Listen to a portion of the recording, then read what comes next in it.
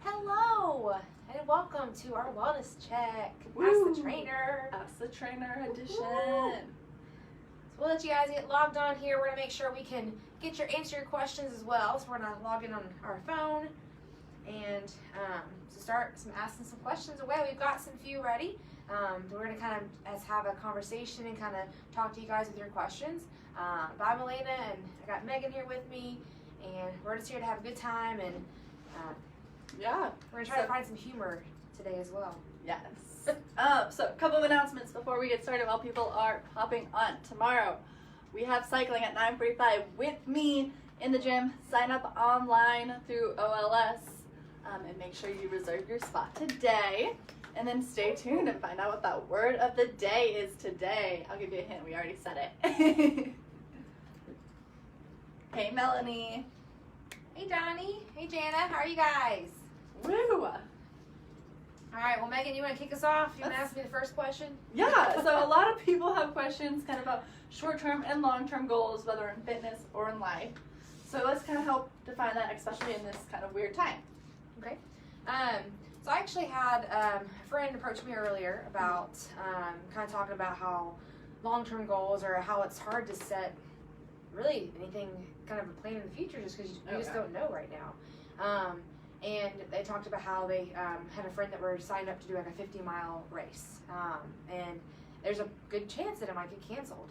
Yeah. And so, I thought that was a great point. I said, well, like even though, we may not be able to, whether it is complete that race that gets canceled, you can still take steps and work towards that goal. That's some things that you still want to reach. So that's where the short-term goals come into that long-term goal. You can set those short-term goals, whether it's kind of slowly, for example, that 50-mile race. Set a distance goal each week, gradually build up, but definitely having your community to support you is a big key. And you can actually apply this with financial, with wellness, and other aspects as well, that if you do have something you're trying to reach towards in the future, and if you're not sure right now if it's looking like that it's going to happen at this point in time, set some short-term goals and slowly start building yourself up to make sure you can reach that long-term goal that you're wanting to reach. And we're here for you too, so if you need some suggestions or ideas based on what yours is, let us know, because we'd love to help you out. Yeah. But just we're trying to live in the moment right now and try to kind of take some little steps and reward ourselves along the way. I think go ahead. I think those short-term goals are super important too, because they help you stay consistent to eventually reach that long-term goal. So take, for example, that 50-miler. Yeah, you may not know it'll happen, but short-term, if you do plan it out each week, you're going to get better at running no matter what.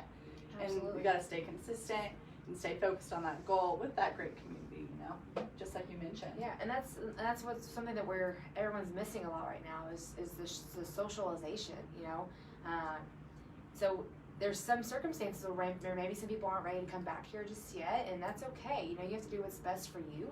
But that's something that I've heard a lot is people missing that, socialization, that community. And, whether it's you're training for something or you're working towards a goal with each other, you can still Zoom chat, you can still FaceTime, share your runs with each other, kind of have a little challenge to still keep that drive and help keep you consistent. I think that's great. Yeah, absolutely. Hey, Sarah, how are you? All right, so how can a trainer help with that goal setting? We talked about it a little bit, especially with the personal trainer. They can probably make it more unique to you to help you find out what you want those short-term goals to be and what you want those long-term goals to be. So how do you think a trainer can help you? Well, definitely, you can kind of see it in different ways. So a lot of it is based on how frequently you're wanting to train. So you have to kind of find what's going to fit into your schedule and your lifestyle. So for example, how much time do you have to commit to that training per week? Yeah. Or even maybe it's you can come in here 3 times per week. We only have about 60 minutes, so that really can affect how intense those sessions are going to be, what you're going to train specifically. All that goes into account. So you have to kind of think about okay, this is my home life. This is what I have on at home. I can commit to 2 days at the gym, 1 or 2 at home. So really, we ask those specific questions when you meet with us because we want to know realistically how the training's going to work best for you and be an advantage for you versus us just say let's work on this. We really want to make it specific to you to help you reach those goals, to help you stay consistent, help you get to that long-term, lifelong plan. Yeah, I like that a lot. I think another thing that you can do is you can almost just take a piece of paper and write out those short-term goals in one column and the long-term goals in another, and kind of draw an arrow between what you want that short-term goal to end up being, and end up filling out that arrow like, oh, I have maybe 2 hours a week that I can spend doing this one thing. So write it down, commit to it, and that'll create that change that you're wanting to see to stay consistent toward that eventual long-term goal that you have, which is pretty cool. So let's go ahead and talk about certain types of I just keep thinking of just like arrowheads of life, you know, just like yeah, thinking aiming in the toward right that direction. goal. Yes. Our arrows were gonna cross if we went right there. Hey, we're just that good of friends, you know. So, well, sorry, I was laughing. I was enjoying myself. What was your question? I was gonna say, so moving on with those short-term and long-term goals, say I have a short-term goal of wanting to get in the gym each day, but I don't really know how to start. I don't really know where that nutrition aspect should be. What should I eat before I work out, and what should I eat after? Okay. Well, that's the thing. Everyone's a little different. What's going to work best for their routine? I know some people, like, oh, I don't eat breakfast before, or you know, I want to make sure I can't process anything right before I work out. But if you think about it, breakfast, you're breaking that fast. Yeah. So essentially, you know, majority of people are going to need something to really kickstart their metabolism. And whether it's something small, something that's got a good carb and protein source, about an hour or two before your workout is really going to provide you some energy, because carbs are your body's primary source of energy. So that would be a really great start for you guys to consider. But then also too, you know, Meaghan mentioned part of that question was, you know, where do we start as far as your training as well? It really depends on your goals and what you're wanting to work towards. Sometimes people will ask, you know, what's better to whether, you know, do I do cardio or do I do weights first? There's been some research done, and really from things that I've read, and you may have found something different, is it's really which one you're going to have the most energy for. Like, what do you have to start with? So whatever is most important to you, start with that, because that's what you're going to have the most energy for. And then whether it's you have more time throughout the week, you can add those other types of exercises, whether it's breaking up that strength and cardio or just combining them on your day. But again, just considering what's important for you and where you're at. We do have a question. Can I eat starch for dinner? What do you think, Meaghan? I think you can. I think kind of going back to what you said kind of beforehand, figuring out what your body needs to fuel your workout. Of course, dinner, you're probably not working out after, either that or you are, but I think if you eat properly the night before, you're able to do a workout in the morning and still feel properly fueled in the correct way, depending on what that carbohydrate is, and if it's a good choice. I think you definitely can. And picking good nutrient-dense ones. So that's Yes. the thing, is you still need carbs. I think that's part of the question too, is you still need carbs. And that's one thing that people will do, you know, low-carb diets, or I think they need to get rid of that to help them lose weight. But we know there's tons of different, you know, fad diets out there. And really something that may work for Meaghan may not work for me. So you really have to kind of find what works best for you, what your body processes, and sometimes that's a little bit kind of trial and error. Oh yeah. But portion size is big key, and just making sure you're getting a good variety of those food groups. I read this really cool thing, kind of going to that food group thing about diets, and kind of to remember the, there's like 3 S's kind of when you're trying to keep track of diet. A lot of people are on a diet because they want to lose weight or something, but always saying like, you know, weight is slow, steady, and sustainable. And I think that is similar to nutrition. As long as that nutrition is sustainable and it is kind of steady and consistent throughout, you're going to see a difference in that nutrition-wise. So let's see another question. How long do I have to do cardio before doing weights? You touched on this a little bit. So really, really it's, it may not necessarily be cardio before weights. If strength training is really what you're shooting for, and you want to get that strength gain, then, you know, I would recommend doing your weights first. That's your priority, and then adding some cardio afterwards. But again, if you're wanting to do your cardio first, that's what you're gonna have the most energy for. Yeah. Really, the time is based on you. It depends on how much time you have throughout your day, how much time you're wanting to spend on it. how many opportunities you have to come in throughout the week. So really it just depends on your schedule and what you've got going on. Most people starting out, I would say start with, about 10 minutes or so, gradually build up. That's going to be a different level for everyone too, and depending on what type of cardio you do. So whether it's, some people do, walking the treadmill on an incline, the art trainer, the AMTs, or maybe some people do running. You just got to find that best fit that works for you.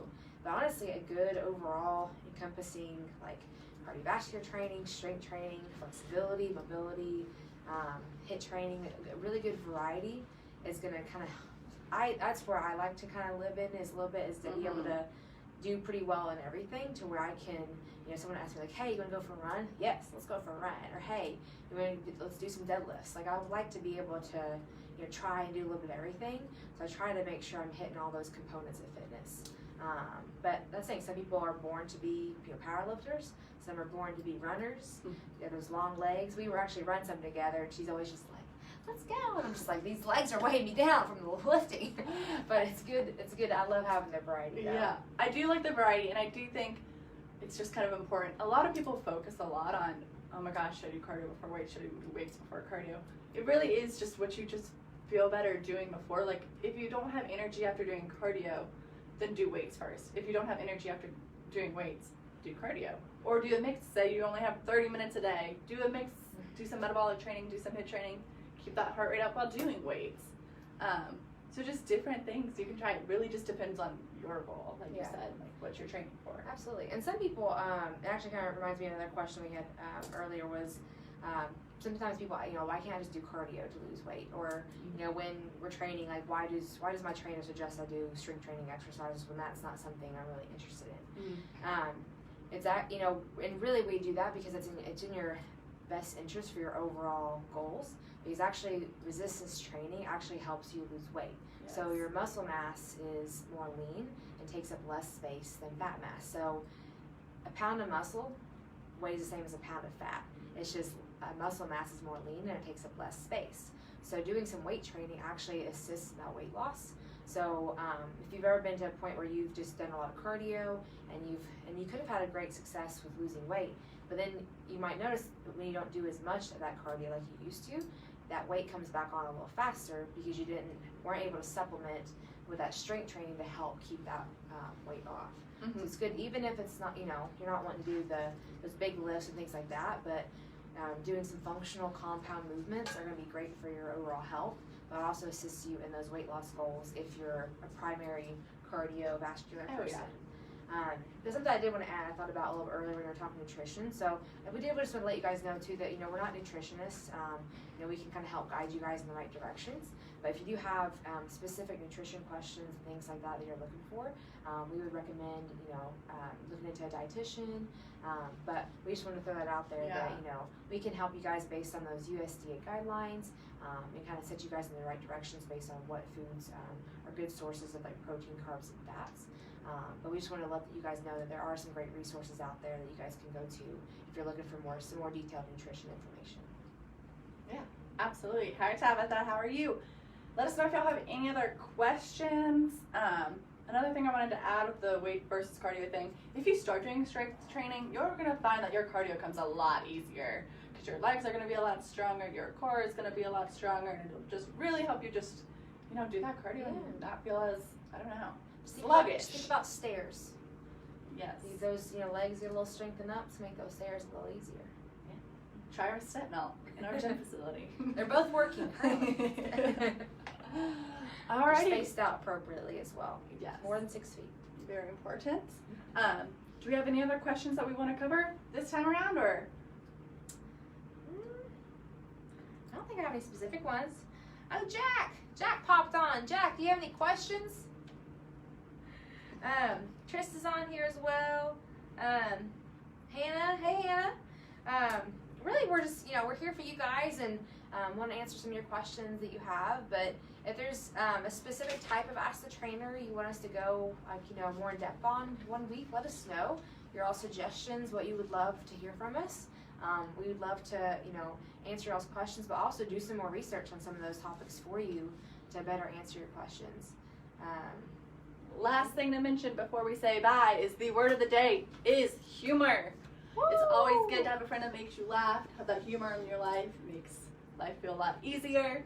So make sure you email my email. I will put it in the comments. But the word of the day is humor. And laughing does help, I think, helps burn some extra calories, you know. I think it does. Yeah. Works your core. Yeah. Oh, yeah. Alrighty, y'all. Bye. See ya.